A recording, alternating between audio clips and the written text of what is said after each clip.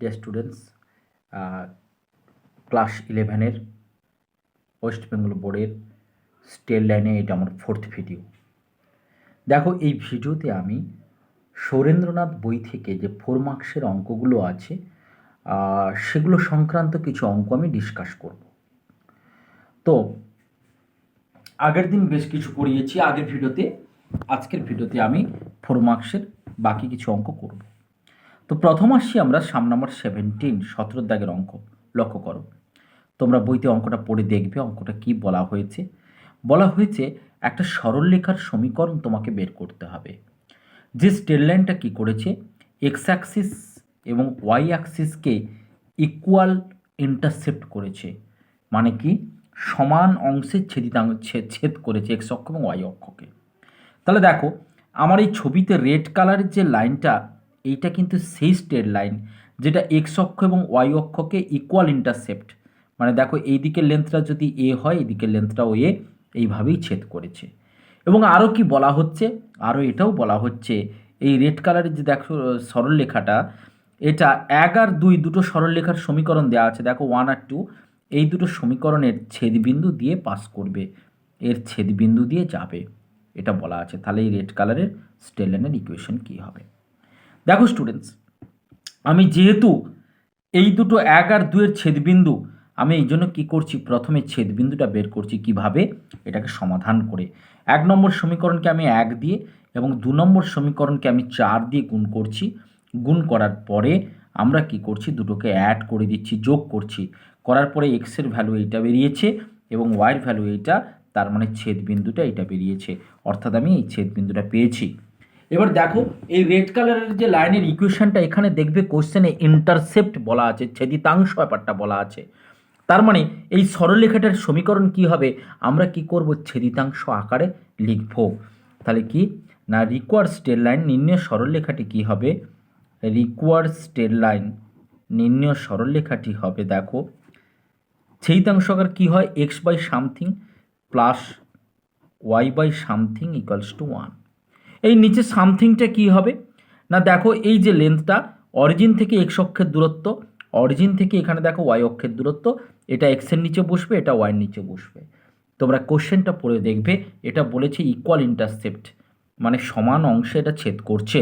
তাহলে এখানে আমরা কি লিখবো, দেখো এখানে আমরা লিখবো, তাহলে এক্স বাই সমান অংশটা যদি আমরা এ ধরি, তাহলে x by a plus y by a equals to 1।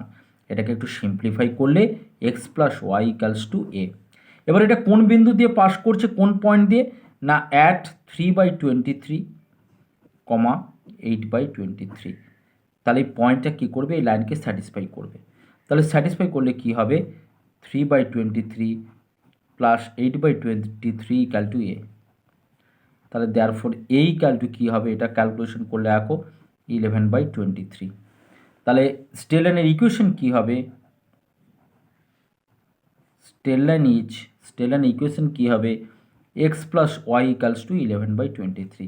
পারলে এটাকে তোমরা মাল্টিপ্লাই করে দেবে, ক্রস মাল্টিপ্লাই করলে তোমাদের অ্যান্সার চলে আসবে। দেখো স্টুডেন্টস, নেক্সট সাম দেখো, নেক্সট হচ্ছে আমাদের 19-এর দাগের অঙ্ক।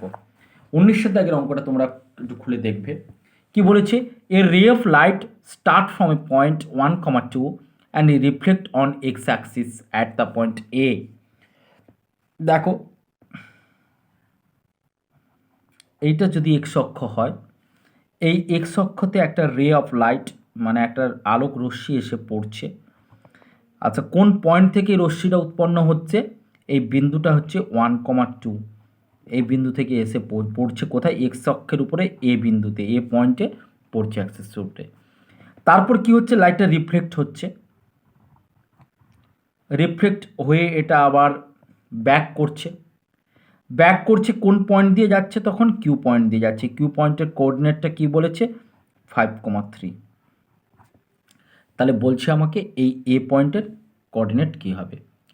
ডিয়ার স্টুডেন্টস, তোমরা লক্ষ্য করো, এ বিন্দুটা যেহেতু এক্স অক্ষের উপরে আছে, তার মানে এর স্থানাঙ্কটা হবে x,0, কারণ এক্স অক্ষের উপরে অন দ্য এক্স অ্যাক্সিস কোনো পয়েন্ট কি হয়, x,0। এইবার দেখো, আমি যদি এইটাকে ধরি, এটাকে যদি আমি নর্মাল ধরি, মানে একটা অভিলম্ব ধরি আমরা এটাকে, তাহলে তোমরা জানো আপতন কোণ মানে এই অ্যাঙ্গেলটা আর প্রতিফলন কোণ মানে রিফ্লেক্ট অ্যাঙ্গেল, এই দুটো অ্যাঙ্গেল ইকুয়াল হয় লাইটের রুলে, এই দুটো অ্যাঙ্গেল ইকুয়াল হয়। এটা স্টুডেন্টস তোমরা সবাই জানো। এইবার দেখো, তোমরা দেখো যে এই যে লাইনটা মানে এপি, এই এপির ইনক্লিনেশন বা আনতি মানে এক্স অ্যাক্সিসের পজিটিভ দিকের সঙ্গে যে অ্যাঙ্গেলটা করবে সেইটা থিটা যদি হয়, তাহলে ডিয়ার স্টুডেন্টস তোমরা লক্ষ্য করো এই অ্যাঙ্গেলটা যদি থিটা হয় তাহলে অবশ্যই এই কোণটাও থিটা হবে। কেন বলো তো? কারণ এই দুটো কোণ তো সমান, এই দুটো ইকুয়াল, তার মানে এটা থিটা হলে এটা থিটা হবে।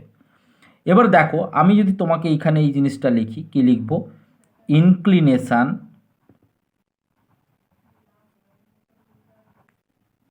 Of AP is theta. Inclination মানে কি? আনতি। এটা কি? এটা হচ্ছে আনতি। আনতি মানে কি? এক্স অ্যাক্সিসের পজিটিভ দিকের সঙ্গে যে অ্যাঙ্গেলটা হয় তাকে বলা হয় ইনক্লিনেশন বা আনতি। থিটা যদি হয় তাহলে দেখো তার স্লোপ মানে প্রবণতা, এটা tan theta. Tan theta equals to কী হবে? y1 মাইনাস y2, তার মানে 0 minus 2 by x1 minus x2, তার মানে x মাইনাস 1। ঠিক আছে, y1 minus y2 by x1 minus x2, তার মানে কত আসছে? Minus 2 by x minus 1। এবার তোমরা দেখো যেটা আছে এ কিউ, এই এ কিউ স্ট্রেট লাইনটা এক্স অ্যাক্সিসের পজিটিভ দিকের সঙ্গে কত অ্যাঙ্গেল করছে? এক্স অ্যাক্সিসের পজিটিভ দিকের সঙ্গে অ্যাঙ্গেল মানে কোনটা? দেখো এই অ্যাঙ্গেলটা, আমার ছবিটা লক্ষ্য করো, এই অ্যাঙ্গেলটা, এই অ্যাঙ্গেলটা কত দেখো। তাহলে দেখো এই অ্যাঙ্গেলটা মানে কি হবে? টোটালটা তো 180, 180 থেকে থিটা মাইনাস হচ্ছে, তার মানে এই অ্যাঙ্গেলটা হবে 180 মাইনাস থিটা। এটা কি হবে? 180 মাইনাস থিটা। তার মানে আমরা কি লিখবো এখন? ইনক্লিনেশন অথবা আনতি অফ এ কিউ, মানে এ কিউর আনতি কত হবে? ইনক্লিনেশন কত হবে? Is 180 degree minus theta. তাহলে 180 ডিগ্রি মাইনাস থিটা হলে এটা কি হয়? Tan of 180 degree minus theta, মানে যেটা স্লোপ প্রবণতা, প্রবণতা কি হবে? y1 মাইনাস y2, তার মানে 0 minus 3 divided by x1 minus x2 মানে x মাইনাস 5। তাহলে দিস ইকাল টু কী হবে? Minus 3 by x minus 5। এটা কত? Tan 180 minus theta. দেখো ট্যান 180 মাইনাস থিটা মানে কি হয়? Tan 2 into 90 minus theta. তার মানে এটা কি হবে? সেকেন্ড কোয়াড্রেন্টে ট্যান তো নেগেটিভ হয়, তাহলে minus tan theta this equal to minus 3 by x minus 5। তাহলে ট্যান থিটা ইকালস টু এইটা। তোমরা দেখো আমি আগে যদি এইটাকে যদি নাম্বারিং 1 করি, এইটা একটা ট্যান থিটা বের করানো আছে, এইটা একটা ট্যান থিটা বের করানো আছে। তাহলে এই 1 অ্যান্ড 2 দুটো থেকে আমি ট্যান থিটাকে ইকুয়াল করলে আমি কি পাবো? দেখো আমি পাবো minus 2 by x minus 1 this equal to 3 by x minus 5। দুটো ট্যান থিটাকে আমি ইকুয়াল করলাম, और क्रॉस মানে ক্যালকুলেশন করলে 3x minus 3 equal to minus 2x plus 10। তাহলে এখান থেকে পাবো দেখো 5x ইকালস টু 13, তাহলে দেয়ারফোর x ইকাল টু 13/5। তাহলে দেয়ারফোর তাহলে এ পয়েন্টের কোঅর্ডিনেট কী হবে? না এ পয়েন্ট ইচ, এ বিন্দুটি হবে কত? x, 0 ছিল, তার মানে 13/5, 0। এটা হচ্ছে x, 0। এইবার দেখো নেক্সট যাচ্ছি আমি 4 মার্কসের নেক্সট সাম মানে দেখো স্টুডেন্টস আমি তোমাদের সঙ্গে একটু এখন ডিসকাস করবো সাম নাম্বার 23। 23-এর দেখো অঙ্কটা তোমরা একটু বুঝে নাও, অঙ্কটা আমি করে রেখেছি, তোমরা একটু বুঝিয়ে দিচ্ছি, বুঝে নাও। কি আছে? তোমাকে 3টে সরলরেখা দেওয়া আছে, জানো তো? এইটা একটা, দুটো, আর একটা সরলরেখা আমি বলছি এইটা 3 নম্বর সরলরেখা। 3টে সরলরেখার ইকুয়েশন দেওয়া আছে। তোমাকে কি বলেছে? এই 3টে স্ট্রেট লাইনস কনকারেন্ট হবে বা সমবিন্দু হবে। তার মানে 3টে স্ট্রেট লাইন কি হবে? একই বিন্দু দিয়ে পাস করবে, আমাকে দেখাতে হবে। দেখো আমি কি করব? এখানে 3টে স্ট্রেট লাইন 1 2 3 3টে আমি এঁকেছি, 3টে একই পয়েন্ট, সেম পয়েন্ট, মানে এই পয়েন্ট দিয়ে পাস করছে, আমাকে দেখাতে হবে। আমি কি করব? পাস করছে বলা আছে, বললে তোমাকে বলতে হবে কি 3 নম্বর সরলরেখায় দেখবে 3 নম্বর সরলরেখার সমীকরণে একটা এ আছে, একটা আননোন অজানা মান এ আছে, তাহলে এর মানটা কত এটা আমাকে বের করতে হবে। তো দেখো আমি কি করব? আমি প্রথমে 1 আর 2 এই দুটো সরলরেখাকে সলভ করব, সমাধান করব। করলে আমি ছেদবিন্দুটা পাবো, আর এই ছেদবিন্দু কি করবে? 3 নম্বর সরলরেখাকে সিদ্ধ করবে। কেন? ছেদবিন্দুটি 3 নম্বর সরলরেখার উপর অবস্থিত হবে, অর্থাৎ 3 নম্বর সরলরেখাকে সিদ্ধ করবে। আমি কিভাবে করব তোমরা একটু লক্ষ্য করো। আমি প্রথমে কি করেছি, 1 আর 2 দুটোকে সলভ করেছি, এখন সমাধান করেছি। অপনয়নে করতে আমরা তাদের ছেদবিন্দু বা ইন্টারসেক্টিং পয়েন্টটা এটা পেয়েছি। এবার এই পয়েন্টটা কি করবে? 3 নম্বর স্ট্রেট লাইনকে স্যাটিসফাই করবে। কেন না? এই পয়েন্টটা 3 নম্বর, ছবিটা দেখো, 3 নম্বর যে রেড কালার যে 3 নম্বর লাইন আছে তার উপরে অবস্থিত, তার মানে তাকে স্যাটিসফাই করবে। তাহলে কি করছি আমরা? 3 নম্বর সরলরেখায় এক্স আর ওয়াই জায়গায় এই বিন্দুগুলোকে বসিয়ে দিচ্ছি। বসে ক্যালকুলেশন করতে আমরা এর মান পেয়ে যাচ্ছি কত? 26। তাহলে এখানে আমাকে এর মানই বের করতে দিয়েছে, অতএব নির্ণয় এর মান হলো 26। এবার লক্ষ্য করো, আমরা এশিয়ানদের 4 মার্কসের 25-এর যে সামটা সেটা নিয়ে আসছি। 25-এর দাগের সামটা তোমায় কি বলা হচ্ছে? দেখবে তোমাকে দুটো সরলরেখার সমীকরণ দিয়েছে। তোমাকে বলা হচ্ছে এই সরলরেখার ছেদবিন্দুগামী, মানে দুটো স্ট্রেট লাইনকে ইন্টারসেক্ট করবে এমন একটা স্ট্রেট লাইন, তার ইকুয়েশন তোমার, বা ইন্টারসেক্টিং পয়েন্ট দিয়ে পাস করবে এমন একটা স্ট্রেট লাইন, সেটা তোমাকে বের করতে হবে। আর কি? সেই স্ট্রেট লাইনটা বলা আছে আলফা কমা বিটা এই পয়েন্ট দিয়ে পাস করছে। তাহলে তুমি বইতে দেখবে একটা রেজাল্ট প্রুফ করতে দেওয়া আছে, সেই পার্টটা আমাদের প্রুফ করতে হবে। দেখো আমি পরপর আসি। তাহলে দেখো এই দুটো 1 আর 2-এর দুটো ছেদবিন্দুগামী সরলরেখার সমীকরণ কি হবে? ফার্স্ট স্ট্রেট লাইন প্লাস কে into second straight line equals two 0। আচ্ছা দেখো স্টুডেন্টস, আমি এখান থেকে যদি কে এর ভ্যালু বের করি, জাস্ট এই রিলেশন থেকে লক্ষ্য করো, তাহলে k into a2x plus b2y plus c2 equals to, এই স্ট্রেট লাইনটাকে এদিকে আনলে minus of a1x plus b1y plus c1, এটা হচ্ছে। और কে ইকুয়ালস টু কি পাচ্ছি? দেখো a1x b1y plus c1 by plus c2, এটাকে আমি নাম্বারিং 3 করে দিলাম, 3। এবার কি বলা হচ্ছে? দেখো বলা হচ্ছে এই স্ট্রেট লাইনটা, মানে এই যে নতুন যে সরলরেখাটা আমরা পেয়েছি, যে সরলরেখাটা কিনা এই 1 আর 2-এর ছেদবিন্দু দিয়ে পাস করছে, সেই সরলরেখাটা আবার কি আলফা বিটা বিন্দুগামী, মানে আলফা বিটা বিন্দু দিয়েও যাবে। তার মানে দেখো এই সরলরেখাটা মানে কোনটা? এইটা। আর এইটা মানেই এটা, আর এটা মানেই এটা, এটাও সরলরেখা। তাহলে এটা কি হবে? এটা আলফা বিটা বিন্দু দিয়ে যাবে। তাহলে কি হবে? আলফা কমা বিটা বিন্দু এর এক্স আর ওয়াই জায়গায় স্যাটিসফাইড করবে।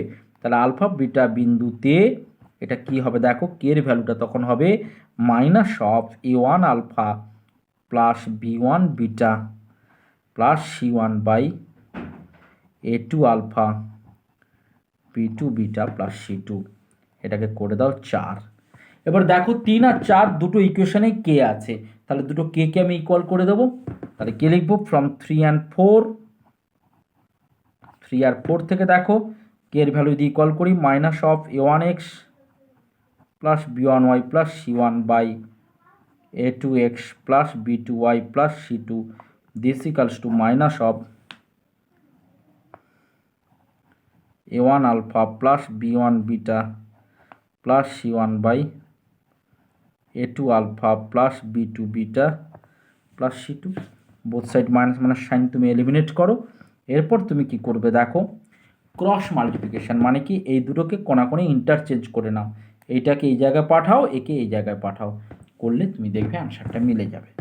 তার মানে কি a1x plus b1 plus c1, এটাকে এদিকে নামাও, a1 alpha plus b1 beta plus c1, this equals to, এটাকে ওখানে পাঠাও, a2x plus b2y plus c2 divided by a2 alpha plus b2 beta plus c2।